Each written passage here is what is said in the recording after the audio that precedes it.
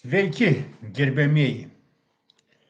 Taigi šiandien vėl buvau priverstas išeiti į pokalbį, kadangi įmetė man tokį straipsnį. Konservatoriai siūlo išplėsti galimybę atimti pilietybę iš agresorius palaikančių asmenų. Tai čia matomai turi omenyje tokius kaip mane.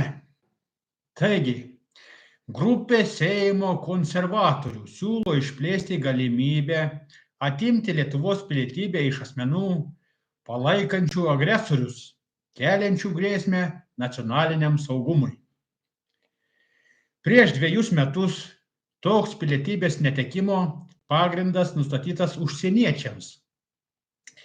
Lietuvos pilietybė įgijusiems išimties tvarka už nuopelnus, o dabar siūloma jį taikyti ir kitiems daugiau nei vieną pilietybę turintiems asmenims. Tai žodžiu, čia ruošiamas įstatymas toks, kad įstatymo pataisa, kai aš jau įsigysiu kitą pilietybę, žodžiu, man galės atimti Lietuvos pilietybę. Atkreipkite dėmesį. Agnė Bilvataitytė, Laurynas Kasčiūnas, Dalia Asanavičiūtė, Arvydas Anušauskas ir Žygimantas Pavilionis registravo pilietybės įstatymo pataisą. Na, patys įžymiausi Lietuvos naikintojai. Kad Lietuvos paso netektų tie dvigubą pilietybę turintys asmenys, kurie palaiko užsienio valstybę, keliančią grėsmę Lietuvos, ES valstybių narių ir sąjungininkų saugumo interesams. Taip pat tie, kad remia užsienio valstybės vykdomo tarptautinės teisės principus ir normas pažeidžiančią veiką ar šioje veikoje dalyvauja. Na, žodžiu, panaikinti pilietybę siūlo akivaizdūs žmonės. Ir dabar pasakykit jūs man, brangieji, jeigu jau taip jie yra rusofobai, nekenčia Rusijos, kodėl jie naudoja rusišką žodį interesams? Šis žodis yra rusiškas 100%. Ir jis yra pakeičiamas lietuviškų žodžių. Bet niekas nekeičia. Ir visi tai toliau skleidžia interesams. Nu, pagalvokit patys. Ar jie čia reklamuoja, kad Rusija, ar jie eina prieš Rusiją. Todėl neina jų suprasti. Toliau, pagal projektą tokiems asmenims Lietuvos pilietybė negalėtų būti suteikta, atkurta, išsaugota ar grąžinta, o iš tų, kurie jau yra ją atkūrę ar įgiję, pilietybė gali būti panaikinta. Matome atvejų, kai Rusijos piliečiai, aktyvūs režimo palaikytojai, jų palikuonys turi Lietuvos pilietybę, gavę įvairiais pagrindais. Taip apeinamos sankcijos, apeinami įvairūs apribojimai Rusijos piliečiams. Bernės sakė viena ir projektų rengėjų D. Asanavičiūtė. Taip pat norėčiau dar pridurti, kad kas norit Lietuvos pasus įsigyti, aš galiu padėti tą reikalą padaryti, bet tai kainuoja 5000 eurų. Jeigu domitės, galite susisiekti, padarysim Lietuvos pasą už 5000 eurų. Ir nereikės jokių išmaldų ar kitų dalykų. Aišku, pasas bus originalas, ne padėlka, todėl galėsite tiek su lėktuvais skraidyti, tiek pešiom vaikščioti. Toliau, jiems Lietuvos pilietybė reikalinga tikrai ne dėl patriotizmo ar dėl savo šaknų, bet dėl sankcijų apėjimo. Manau, kad atvejų išplėtimas būtų tinkamas, bet to būtų sulyginama visi, kurie turi dvigubas pilietybės. Jų atsakomybė būtų vienoda, pridūrė ji. Be to, pagal projektą Lietuvos pilietybės negalėtų įgyti grėsmę valstybės saugumui ar viešai tvarkai keliantys užsieniečiai. Na, dėl užsieniečių čia, aišku, kitas reikalas būtų. D. Asanavičiūtė pabrėžė, kad visais atvejais kalbama apie tuos, kurie turi daugiau nei vieną pilietybę. Tai kol kas man ši grėsmė nekyla, nes kol kas aš turiu tik vienintelę pilietybę. Pagal konvenciją, kurią Lietuva yra pasirašiusi dėl asmenų be pilietybės skaičiaus mažinimo, negali atimti vienintelės Lietuvos pilietybės, sakė parlamentarė.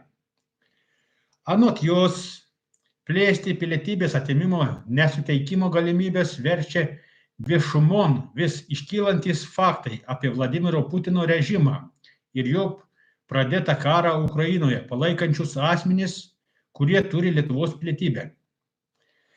Na, čia norėčiau pabrėžti, kad Ukrainoje vyksta ne karas, o karinė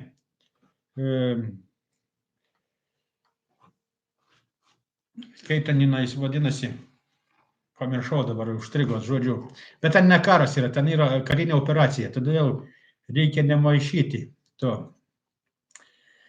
Matome, kad tų atvejų kuo tolyn, tuo daugin. Matyt, savalaikis yra šis klausimas. Tikimės, kad Seimo valia bus sutelta ir į šį pokytį galėsime įteisinti įstatymų. BNS sakė D. Asanavičiūtė.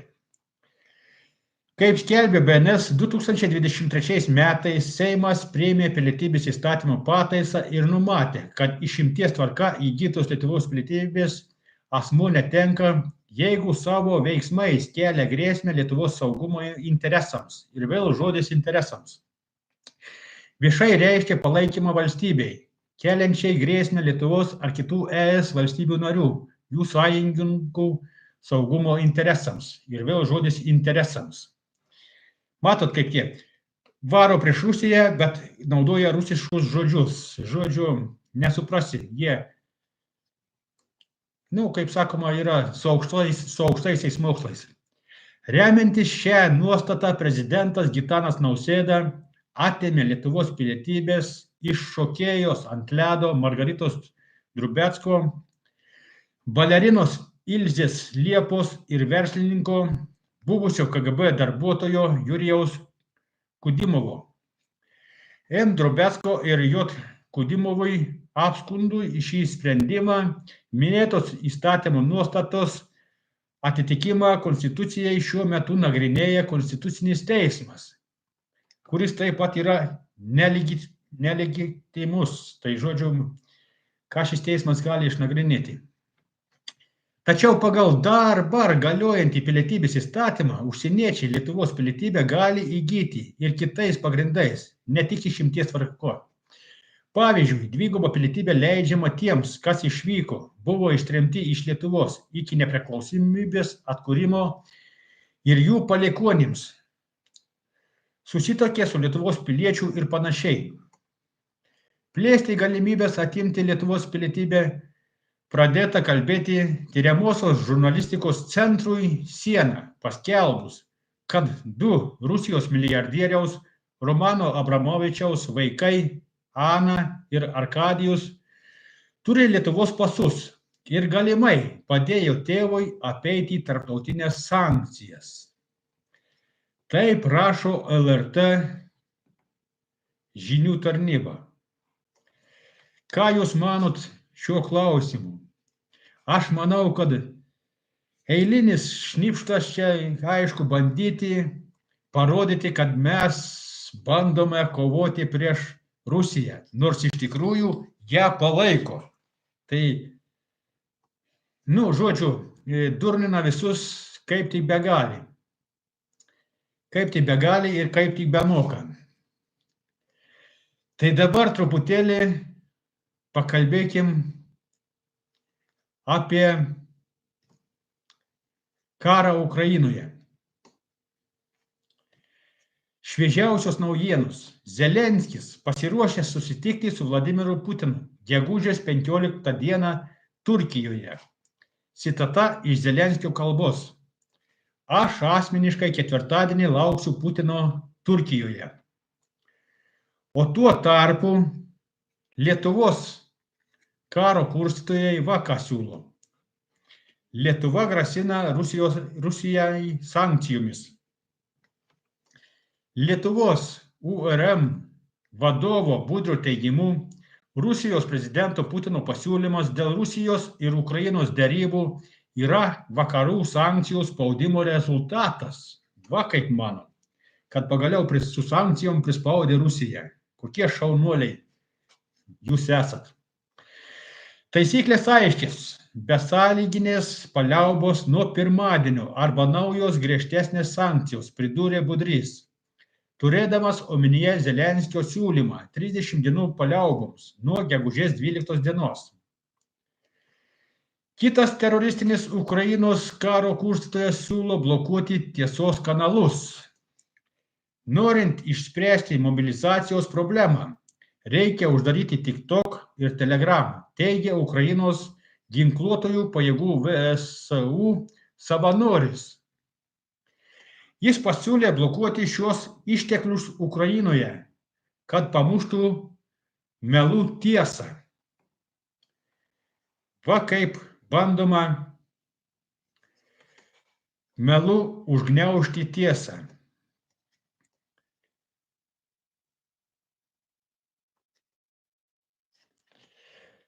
Zoidiv rašo klausimą man. Alfonsai, ar turit žmoną? Esat be proto patrauklus. Ačiū už komplimentą. Neturiu žmonos, nerandu tinkamos, matot, ieškau jau senokai. Greit bus 3 metai, kaip gyvenu vienas, negaliu rasti tinkamos žmonos. Žodžiu,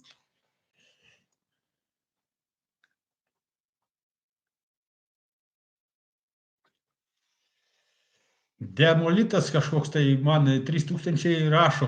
Mirus Lukašenkai tave išduos Lietuvai į kalėjimą. Na, visko gali būti, negaliu ginčytis, aš nesu ekstrasensas, negaliu numatyti savo ateities, bet žinau, kad to neturėtų įvykti. Nes aš einu su Dievu, todėl mane palaiko aukštesnės jėgos.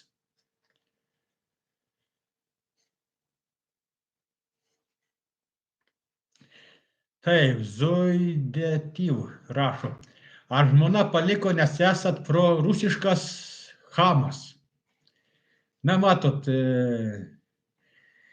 buvusi žmona į politiką nesikišo, jinai nekišosi į mano reikalus ir paliko ne jinai mane, o aš ją palikau. Žodžiu, mūsų keliai nesuėjo kitų klausimų, todėl nežinau, bandėm išspręsti šį klausimą, bet nepavyko. Greičiausiai abu kalti esam, todėl kad vienas kaltas negali būti.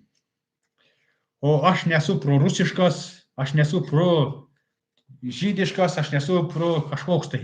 Aš esu lietuvis ir aš palaikau Lietuvą. Ir palaikysiu visais atvejais, nesvarbu, kad gyvenimo aplinkybės privertė gyventi ne Lietuvoje, vis tiek aš palaikau Lietuvą, palaikau Lietuvos žmonės. Tik Lietuvos žmonės palaikau tuos, kurie palaiko Lietuvą. Nepalaikau aš tų žmonių, kurie eina prieš Lietuvą, bet demonstruoja, kad tipo palaiko Lietuvą. Žodžiu, tikroji tiesa yra visai iškreipta. Žmonės yra išmokę meluoti, prisidengdami tiesa. Ir todėl šiai dienai nustatyti, kas yra prorusiškas, labai sunkiai kas susigaudo šią tiesą. Todėl šio klausimu diskutuoti galima daug, nes dabar, kai ką tik skaičiau tekstą irgi, Lietuvos televizija rašo tekstus, bet naudoja rusiškus žodžius. Tai kaip jūs tai galit pakomentuoti? Ar jie prorusiški yra, ar prolietuviški?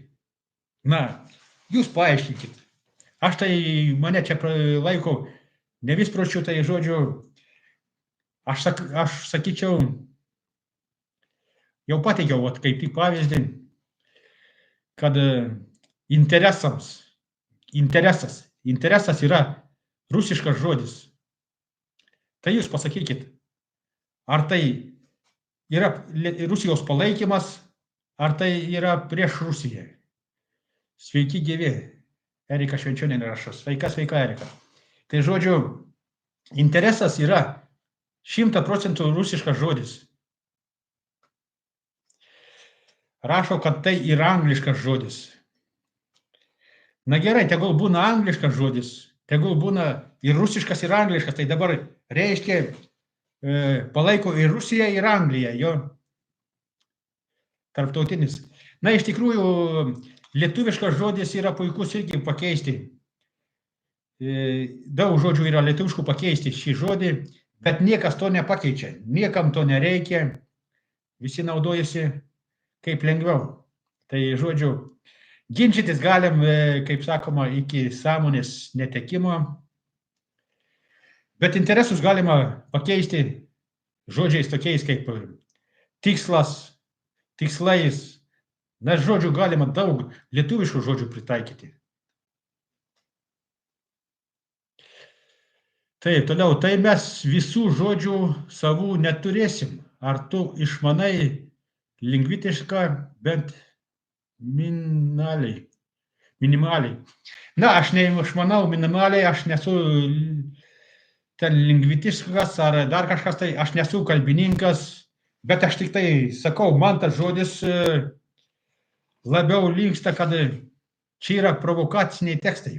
Šis žodis yra pakeičiamas ir labai lengvai, ką tik pavyzdį pasakiau, galima pritaikyti labai lengvai kitą žodį.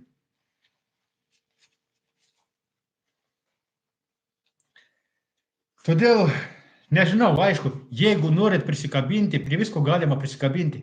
Paprasčiausiai, norint prisikabinti prie žmogaus, užtenka, kad žmogus pasakė labą dieną. Viskas jau galima prisikabinti. Todėl, aišku, kabinėtis mes galim prie visų, kaip ir visi dabar, tiksliau, visi tai dabar ir darome. Net nežiūrime į žmogų, bet žiūrime, kaip prisikabinti, kaip jam įkasti, kaip jam kuo stipriau įkasti. Tai žodžiu, nežinau, ar jūs pamastote, kodėl jūs tai darote, nes jums jau tai į kraują įaugo matomai. Jūs jau nebesuprantat, kad esate nebe žmogus, jūs jau nebeturit netgi savos moralės. Aš, pavyzdžiui, tokių atvejų, kai tokie pradeda mane pjauti, aš paprasčiausiai nusišypsau jiems ir nueinu. Nes, matomai, žinot, man lengviau pasidaro nueiti, nes kadangi jeigu tu ginčysiesi su tokiais žmonėm, tu parodai, kad tu jį palaikai. Ir jis dar labiau ginčysi. Todėl aš nelinkęs ginčytis, aš geriau apsimetu, kad esu nesveikas ir paeinu į šoną ir man nerūpi, ką jie mano toliau apie mane, ką rašo, ką kalba. Todėl, kai apie mane kalba, man malonu. Nesvarbu, kad negražiai kalba, vis tiek man malonu. Nes reiškia, aš esu vienu žingsniu aukščiau jų, nes jie mane apkalbinėja. Aš žmonių neapkalbinėjau, už nugaros stengiuosi apkalbėti žmonės į veidus. Ir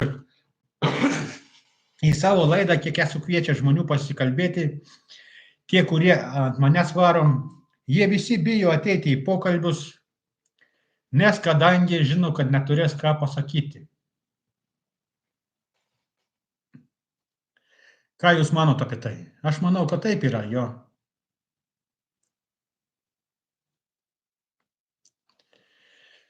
Todėl, kai norim žmogų apkalbėti, geriausia yra, kad kai jį apkalbame, tiesiai jam į akis pasakydami tiesą, nors ir jį skaudi. Tada nesiskaito, kad žmogų apkalbame. Tada skaitosi, kad mes žmogui pasakome tiesą į akis. Aš esu tokios nuomonės. O kokios jūs esat nuomonės? Parašykit. Ar iš viso neturit nuomonės? Ar bijot sakyti, matot, kai žmogui tiesą sakai į akis, kitą kartą žmogus parodo, kad įsižeidžia ant tavęs, ten, žodžiu, nebekenčia tavęs arba parašo ir, žodžiu, vis tiek kažkaip tai, žinai, kad skaudžia tiesą išgirsta, bet nesistengia to suprasti. Nu, po laiko gal supranta, nes mano pažįstamų tarpe yra daug žmonių tokių, kurie mane už tai gerbė, bet yra žmonių, kurie už tai mane nekenčia. Bet jie vis tiek mane stebi ir žiūri. Todėl čia yra įdomus klausimas. Jie gal vėliau supranta, aš negaliu pasakyti. Žodžiu, geriausiai tiesą yra skleisti tiesiai į akis. Ir nesvarbu tai kartais tiesa ar šiaip. Ir aš, kurie apie mane rašo, kiek kviečiau visus į laidą ateiti, niekas neteina. Visi bijo, jie nebijo parašyti ant manęs blogo ką nors, bet bijo ateiti su manim pasikalbėti. Ir ką tai rodo? O tai rodo, kad jie neturi ką pasakyti. Jie išrašė savo mintį, galbūt susierzinę tame momente, galbūt karštame kokiame tai neteisingame kelyje. Aš negaliu atsakyti į tą žodį, į tą klausimą. Čia netgi psichologai gal neatsakytų į tą klausimą tiksliai, nes čia jau reikia kiekvieną žmogų žiūrėti asmeniškai, kas jam tuo momentu buvo galvoje. Ar jis dėl vienos minties šitaip rašo tą komentarą, ar jam visai aš nepatinku. Žodžiu, čia yra daug irgi variantų.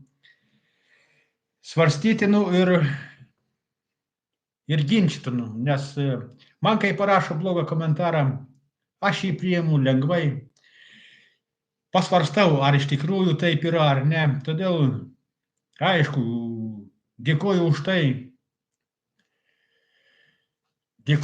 kad rašote tokius komentarus, nes iš tikrųjų, labai gerai yra, kad rašote tiesą. Aš, kaip ir sakau, aš analizuoju tą situaciją, gal iš tikrųjų aš kažką tai negerai darau, todėl kitą kartą stengiuosi to nedaryti, jeigu tai yra akivaizdu, bet jeigu tai yra iš politinės neapykantos, tai aš net nereaguoju į tokius, nes, žodžiu, kad čia rašo ant manęs, kad aš esu prorusiškas ar dar kažkoks, tai aš toks nesu.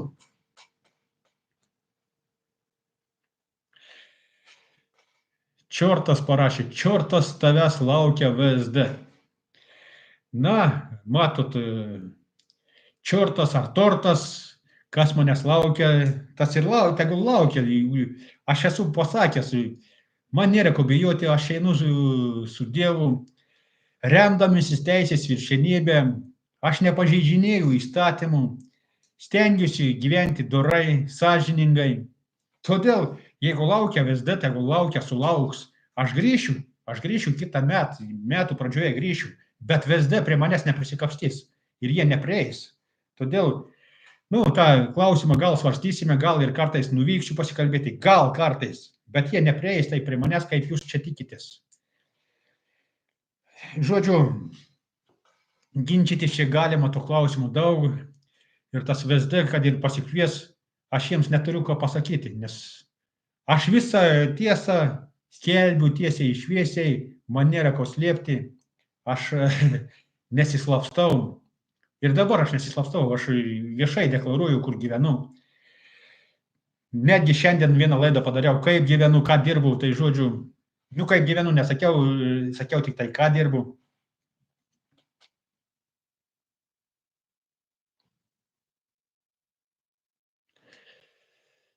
Čiortka rašo, miegosi greitų laikų su Paleckiu antrame lovos aukšte. Na, jeigu jūs esate ekstrasensė, gal ir žinote, kur aš miegosiu paskui. Bet mano planuose to nėra, todėl galit nesitikėti to. Galit burtininkauti, galit ką daryti. Aš stengsiuosi miegoti ne su Paleckiu, o gal surasiu kokią Paleckienę, žodžiu, ir miegosiu ne antrame aukšte, o ant viršaus. Tai, žodžiu, galim čia ginčytis iki sąmonės netekimo. Jūs bandote mane pagąsdinti, bando kai kas juodąją magiją paveikti. Visai bando mane sunaikinti. Aišku, man nėra lengva atsilaikyti, bet kol kas, kol kas laikausi, kol kas džiaugiuosi, kad Dievas mane palaiko, kol kas džiaugiuosi, kad einu su Dievu ir matau, kad nebeprasmis tas mano ėjimas yra. Yra žmonės, kuriems padeda mano išsakyta tiesa. Daug tokių žmonių pasinaudojo mano skleidžiama tiesa. Todėl džiaugiuosi, kad kai kam esu reikalingas ir džiaugiuosi, aišku, kad kai kam ši tiesa rėžia per nervus. Taip, vėl Čiortka rašo. Visi taip sako, bet kaip uždarys, baigsis, debus maistas, verksi į padušką, raudosi ir šauksisi čiortų. Na, raudojau aš ne vieną kartą ir čiortų nesišaukiau. Velnių nesišaukiau aš, žodžiu. Šiaip jo, į padušką. Vat vėl čia rusiškas žodis paduška. Tai žodžiu, esat prorusiška, jo, galim pasakyti. Žodžiu, raudoja žmonės, netgi stipriems reikia pagalbos. Todėl stiprus žmonės verkia tyliai ir vieni. Ir jie tom džiaugiasi ir yra tvirti. Čiortka rašo, bus kaip švenčioniniai. Na, bus kaip bus, bet kovosiu iki galo, aš eisiu už tiesą iki galo ir todėl man nėra ko bijoti.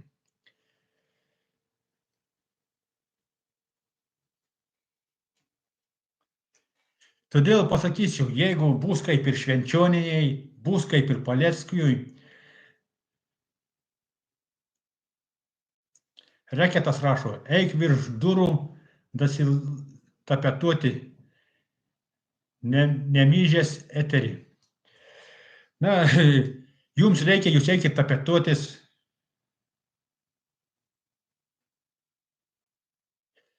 Čiortka rašo, švenčioninė norėjo išbėgti į Rusiją. Hui ją išleido. Na, keiktis nebūtina. Jos neišleido, aišku. Man, matot, pavyko išvykti. Todėl čia gal nėra tragedija, kad jos neišleido, gal Dievas nenorėjo jos išleisti. Todėl gal čia ir gerai yra. Visi įvykiai, kurie vyksta, reikia žiūrėti ne pro pirštus, reikia žiūrėti, kodėl tai vyksta. Gal ją išgelbėjo nuo kažkokio tai blogesnio dalyko, gal ją ten buvo suplanuota kažkur tai nugnypti. Žodžiu, čia variantų gali būti, kad čia jie norėdami blogo padarė jai gerą. Todėl nereikia spręsti iš karto, kad čia, jai padarė blogą. Jinai, jeigu norėtų išvykti, jinai sugebėtų ir taip išvykti, bet jinai iš tikrųjų pati nenori. Todėl reikėtų jos paklausti, ko jinai nori iš tikrųjų. Reikėtų su ją pasikalbėti, o ne apkalbinėti ją už nugaros. Aš manyčiau taip. Tad apie tuos įvykius, kad jai ar blogai, ar gerai, čia jau negaliu aš pasakyti. Vėl Čiortka rašo, Alfonsai, grįžk greičiau, grįši į Lietuvą, atsidėsi ir būsi laisvas. Na, aš grįšiu po naujų metų, kaip ir sakiau, ir tada man jau nebereikės sėdėti. Aš tada galėsiu stovėti, vaikščioti ir dirbti savo darbus toliau. Skleisti tiesą Lietuvos žmonėms ir man nereikės sėdėti. Aš galėsiu užsiimti verslu ir jeigu reikės ir politiką. Bet kol kas politiką neužsiimu, kol kas tik taip kalbu. Tai žodžiu, šviečiu žmonės apie esamą padėtį pasaulyje ir Lietuvoje. Tad aš grįšiu, galite nepergyventi ir ačiū Čiortka, kad pagaliau išmokai mano vardą parašyti, nes šiaip rašei mažąją raidę. Taip parodai, ne kad manęs negerbi, bet parodai savo išsiauklėjimą. Bet dabar žiūriu, kad užsidėjai pliusą. Tai ačiū jums visiems, kurie palaikote mane, ačiū, kurie rašot klausimus, ačiū, kurie komentuojate, Aš visus komentarus priimu, apsvarstau ir peržiūriu. Tad ilgai nekankinsiu jūs, nes manau, kad visiems kada nors prabus šviesus protas ir visi mes suprasime, kad aš kalbėjau ne veltui. Šiandien tiek, tam kartui.